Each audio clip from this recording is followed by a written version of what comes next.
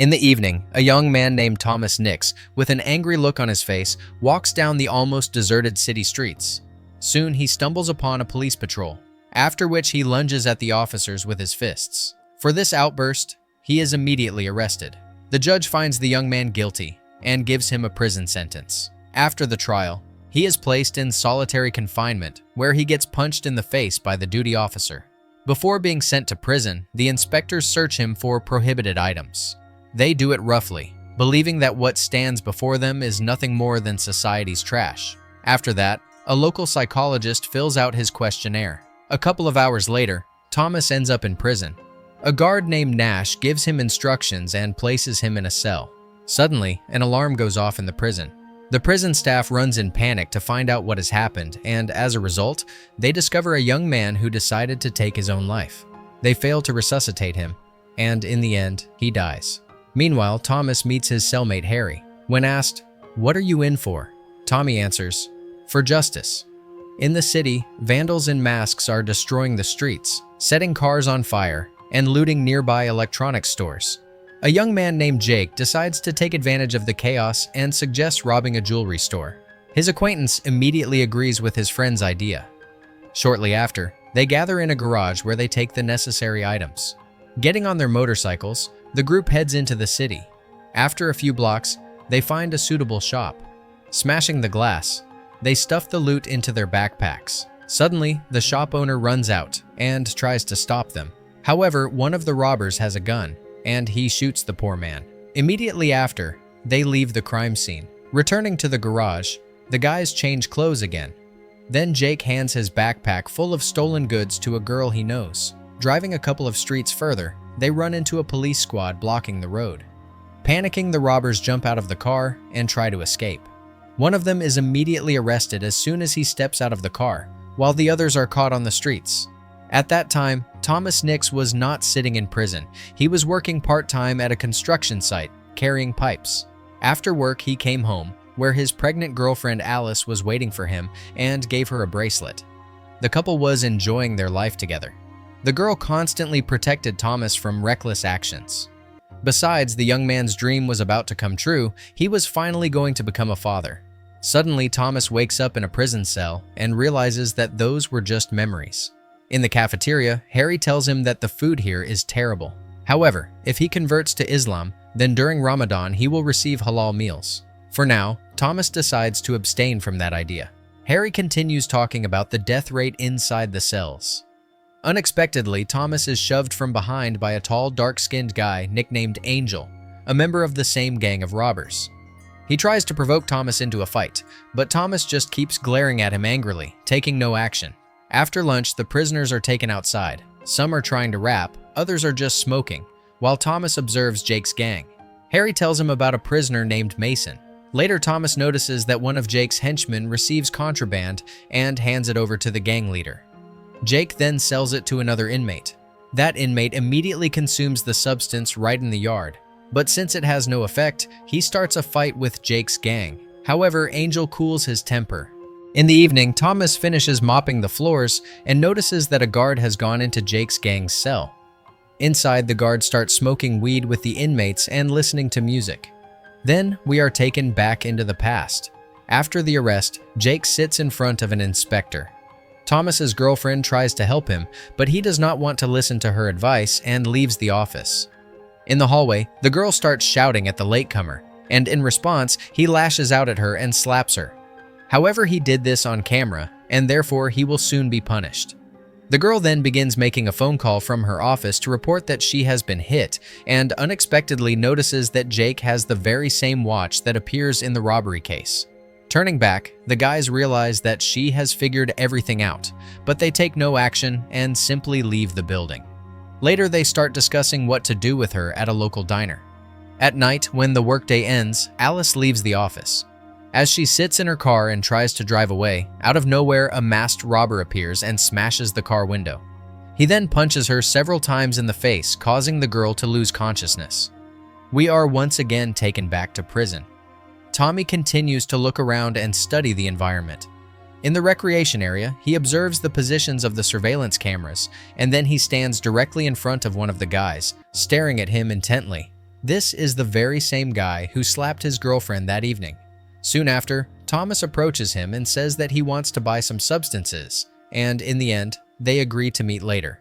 Meanwhile, Jake's gang continues to roam the prison corridors. Seiko has become extremely arrogant and goes to deal on another gang's territory, for which he gets punched in the face. Thomas happens to notice this small scuffle. In the evening, Thomas along with other inmates goes to the gym. The guy who was scammed earlier arrives and pulls out a shank.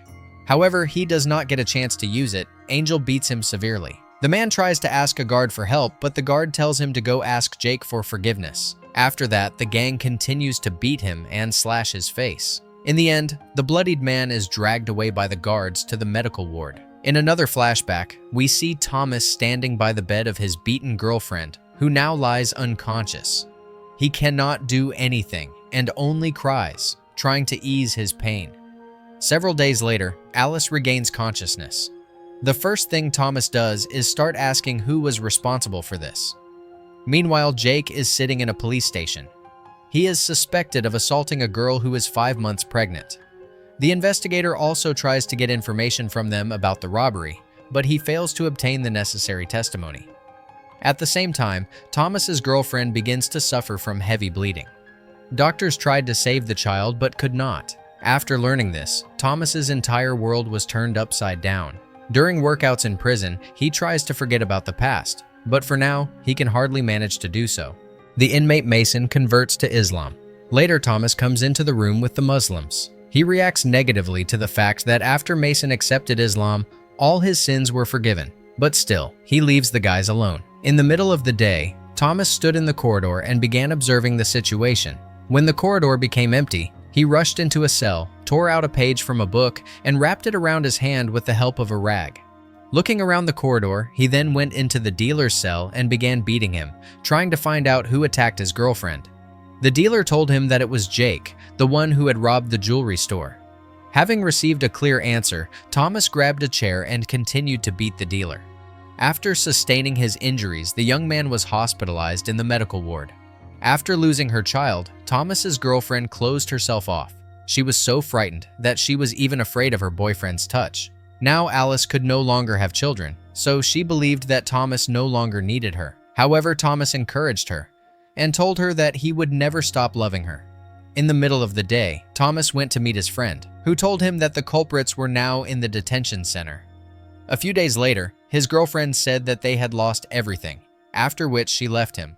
As a result, the young man's beautiful life turned into a complete nightmare. He would never be able to raise his son, and his beloved girlfriend had also left him. That day, he made his final decision to find and take revenge on those who had deprived him of the meaning of his life. Thomas's cellmate realizes that he was the one who beat the dealer and tries to find out from him the reason. But the conversation has to be postponed because Jake calls Thomas over. They bring the young man into their cell. Jake is curious to know who attacked the dealer. Of course, he has no intention of avenging him because the dealer had been his competitor, even though they were friends on the outside. Thomas excuses himself by saying that he does not know who did it. In the end, Jake tells Thomas not to worry about it and lets him go. Later in the recreation room, Tommy asks the guy who was scammed to help him with a shank that he plans to use on Jake. The guy agrees to help him and also asks Thomas to write a letter to his girlfriend. For the next several days, Thomas goes about the usual daily life of the inmates, and during breaks, he secretly makes the shank in his cell with the help of a lighter. He also does not neglect his physical training. Meanwhile, Jake's unsuspecting gang continues to conduct their illegal business. Later, a guard approaches Thomas and says that he is glad Thomas is helping Jake with his affairs. When the messenger distributes letters and packages, the guard decides to pocket someone else's shoes, which leads to a quarrel with his colleague. In the end, Nash justifies himself by saying that he too is in need. Later, in a fit of rage, he ransacks Mason's cell, trying to find a dose for himself. At this time, Angel decided to take advantage of the moment in the showers and started shaking Harry down for money. Thomas noticed this and pulled out his shank. Soon they began to fight. For several minutes, they wrestled and exchanged blows in the cramped showers. The brute picked up the shank from the floor and began swinging it. However, he slipped and fell, smashing his head. Tommy took the shank from him and left the showers. Back in his cell, he told Harry that he had not done it for him, but to take revenge for his girlfriend. During the next walk, the guys tried not to give themselves away, while Jake raged with anger over the loss of his friend. Thomas realized that sooner or later Jake would find out that he was the one who did it, so he immediately attacked another one of Jake's henchmen in the bathroom. After choking him, he left the guy in one of the stalls and went to Jake's cell. Once inside, he told Jake directly that he was going to beat him. Thomas also explained that he came because Jake had beaten his girlfriend. However, Jake began shifting the blame onto someone else and made it clear that the real culprit was Mason, the guy who had recently converted to Islam. Then Jake and his buddy began beating Thomas. In revenge for Angel, they tried to strangle him with a towel. Suddenly, guards entered the cell and stopped them. After that, along with another officer, they dragged Tommy into solitary confinement. There, they completely tore off his clothes and left him lying naked on the cold floor.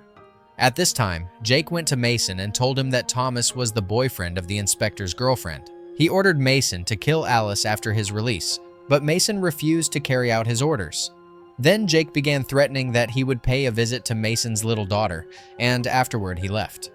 For the next several days in solitary, a guard tormented Tommy. The only thing that helped him endure it were memories of his girlfriend. Later, the girl who had filled out Thomas's intake questionnaire came to the solitary cell. She treated his wounds and tried to find out what had happened to him. To this, Tommy replied that he had simply fallen. However, later she noticed Nash with a shield and reported it to the authorities. As a result, Nash was ordered to release everyone from solitary. The girl dragged a barely alive Thomas out of the cell. He was helped to recover and was returned to the living block. The next day, Mason came to Thomas. He told him that Jake was lying to him and that it was actually Jake who had beaten Alice. And on top of that, he had ordered her to be taken out after his release. Mason advised Thomas to prepare well for the next encounter with Jake. For some time, Thomas thought over his next course of action. Then he told Harry that his girlfriend was in danger and asked for help. Later, Harry stood on a table in the cafeteria and began complaining about the food, which sparked a riot, during which the sadist Nash finally got what he deserved, while Thomas set out to take care of business. In the corridor, he ran into one of Jake's henchmen and beat him to death. Taking the shank, Tommy went to Jake's cell while the police tried to stop the riot in the cafeteria with batons. Jake was ready for Thomas's arrival and began beating him with a stick. Then he struck him in the face and kicked him repeatedly. After that, Jake pushed the young man down the stairs and prepared to stab him in the eye. But Tommy was faster. He plunged the shank into Jake.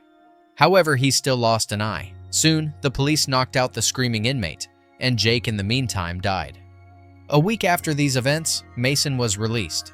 Thomas, after eliminating Jake, walked down the prison corridors with a satisfied look on his face. That is where the film ends. Thank you for watching.